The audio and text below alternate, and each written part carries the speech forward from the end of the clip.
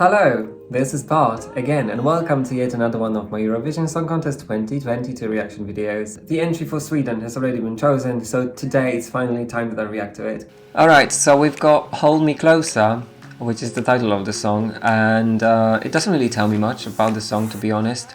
I'm assuming it might be about a relationship, I'm guessing. I don't know. We'll see about that in a second. So, let's see. To apologize, 'cause there's nothing to regret. Well, this is not what I want. Guess all the good things come to an end. So I love those little cracks in her voice. It reminds me of maybe Anne-Marie. I also had to stop because my neighbors were coming back and I didn't want them to disturb me while watching this performance.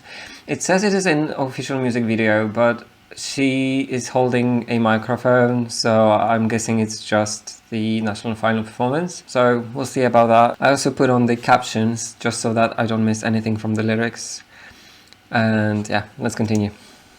baby, bye bye.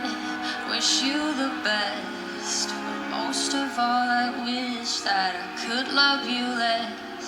Well, maybe you're right. I'll find someone else.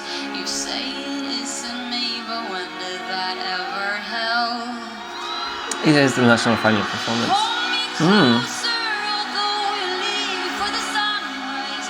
Might be The strings. don't you mind, I'll be fine. With her voice, it does really work very well.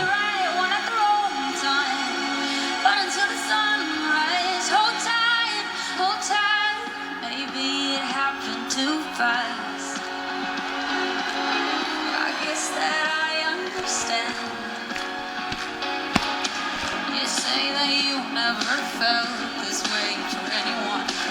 That's why it scares you to death. So baby, bye bye. Oh, it's for the I mean, in terms of the performance, it doesn't really involve much. It's just her on the stage with the... I don't know what's the name of this shot. There is a specific name for this shot. And I remember that a few years back, Margaret, who took part in the Swedish pre-selection, she's done the same thing, but the song was completely different, obviously. Still, the thing is, the camera follows the artist all the way through the performance, and it creates this sense of vulnerability of the artist, and it makes you feel like you are really close to them, and it does really help you to get introduced to the artist, because there is nothing else you focus your attention on. You have to focus on the lyrics, you have to focus on what they have to say, you have to focus on what is the emotional state of the artist on the stage. And that's actually a very good stylistic choice for this song, I feel like. It's, again, one of those songs that are starting really slow, but then they are adding more and more instruments, and they're adding more and more action to what is going on. It seems that the only thing that is there on the stage is this balloon or whatever that might be. I can't actually figure it out. But there is this beam of light, kind of. It is very simple, but it complements the song really well. see how that would ease the pain in my chest. Hold me closer, although you leave for the sunrise. I'll be bleeding, but don't you mind, I'll be fine.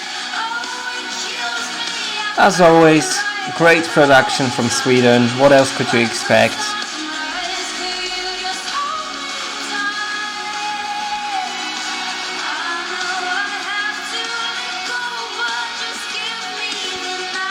And she also sounds to me a little bit like Miley Cyrus with this raspy tones in her voice. Well, just a little bit.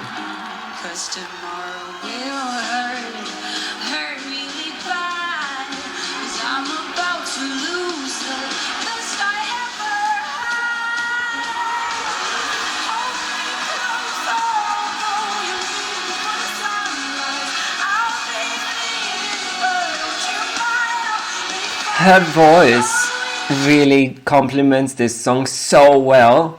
and it just fits the right emotion in all of the right places. I love it.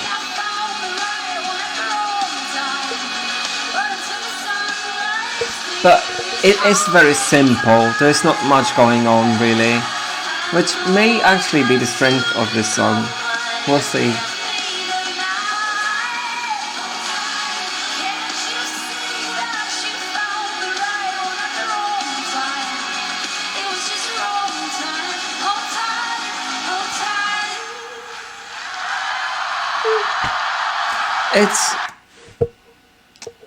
It seems to me that this song is a very safe choice from Sweden. Yeah, I very much like this song. It is one of those songs that are obviously very good quality, that are easy to follow because the lyrics isn't too complicated, the song production isn't too complicated. This is exactly what we expect of a song that you would hear in the radio, but also in a song that could, I don't know, be a promotional track for some TV series or a promotional track for a film.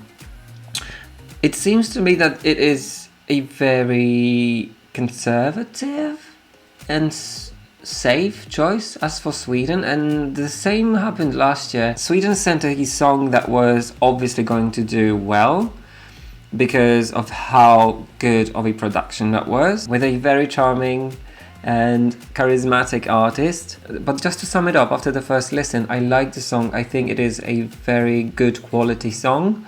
I think it is a song that can do well in the contest, and I think she is very charismatic, and I really love the fact that they've used this type of shot that I've already mentioned, which helps you build this kind of a relationship with the artist. But on the other hand, it doesn't give me this sparkle and startle effect. It doesn't make me think or feel like the song is in any way out of ordinary. Don't get me wrong, it is an amazing song. It's just that it is exactly what I expected, even though I didn't have any expectations. And the thing is, this song shouts Sweden in the Eurovision. Like, this is typical Sweden at the Eurovision Song Contest. I think this part of the song is my favorite. And this is the part that I remembered the most after the first listen. When the strings are introduced and it builds up so nicely in that moment. I really like the use of this old style microphone with a cable. Like, I haven't seen those in ages.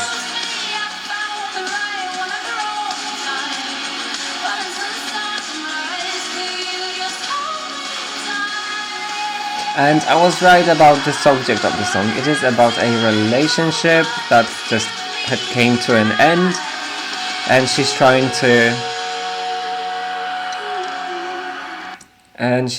to recover from the breakup. And now when I watched it, I'm thinking maybe I'm going a little bit mad with trying to interpret it in that way. But it seems to me that this circle thing, obviously it's not a balloon, now I realized it, but it looks a little bit like traffic lights to me. Like there was green light at the beginning, then there was like yellow light, and now we are getting red light. Is that what this is about? I was supposed to focus on the lyrics, but I'm focusing on what is going on stage. And this is what I was talking about. She, by the use of this shot, she makes you follow her all around the stage, and she makes you get involved in the story. And it does seem to me a little bit like this song is not as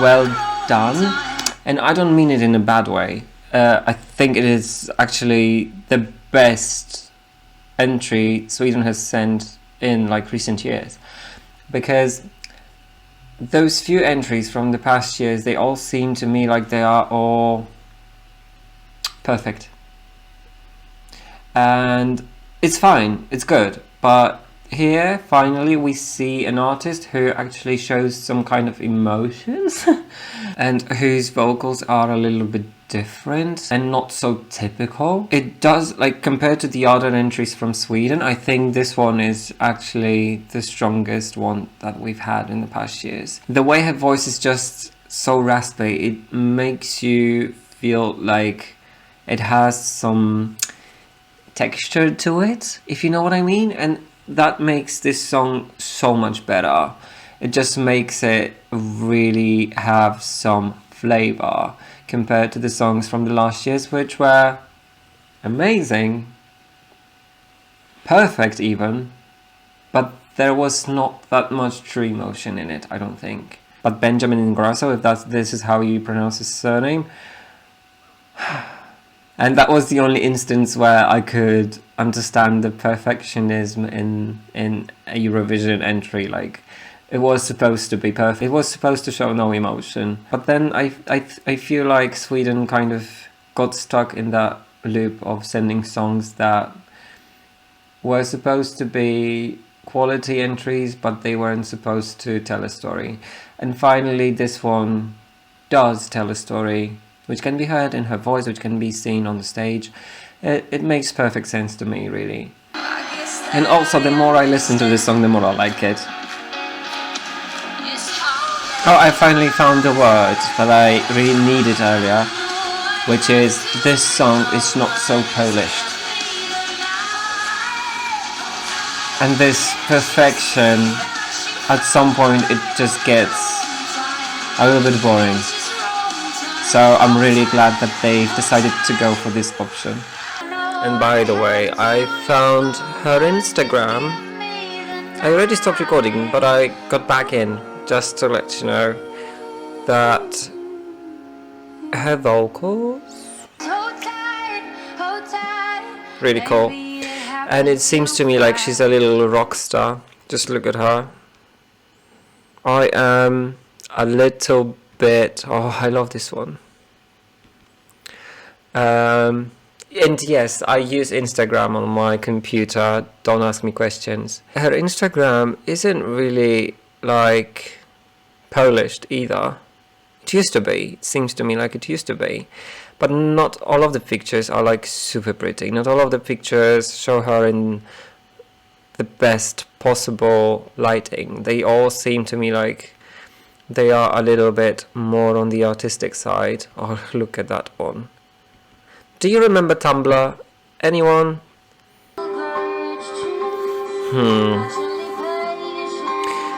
Her voice just sounds perfect with just a guitar, or in all of the acoustic versions of songs that I've seen by far. It sounds amazing and it fits really well.